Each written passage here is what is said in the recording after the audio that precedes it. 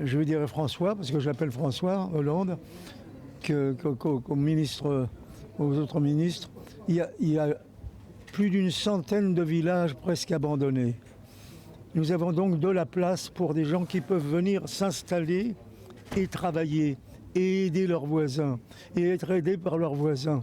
Pourquoi ne fait-on rien? Je parle de ça depuis longtemps. Dans mon dernier disque, il y a une chanson qui en parle, car les chansons traversent les murs.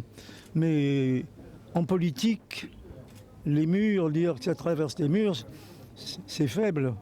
C'est beaucoup plus dur de se faire entendre par les politiciens que par les murs.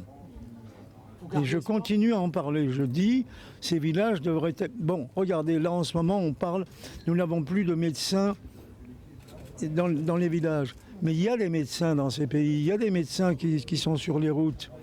Il y a de tout, il y a des intellectuels, il y a des travailleurs, il y a de tout.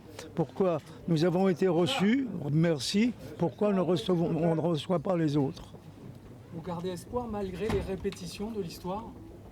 Moi, je garde toujours espoir. Je crois qu'il faut être optimiste. Si les Arméniens n'avaient pas eu cette façon d'être optimistes, on n'aurait rien fait dans ce pays. Tandis qu'on a fait beaucoup de choses. Et quand j'en parle, les gens me disent « Non, non, mais je dis si, à Kogolin, les tapis, c'est les Arméniens qui les ont amenés. À Romans, les chaussures, c'est les Arméniens qui les ont amenés. » Bon, on a bénéficié de la gentillesse du pays, mais on a aussi apporté quelque chose.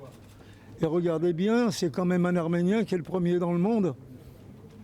L'artiste français le premier dans le monde, c'est un Arménien, c'est moi.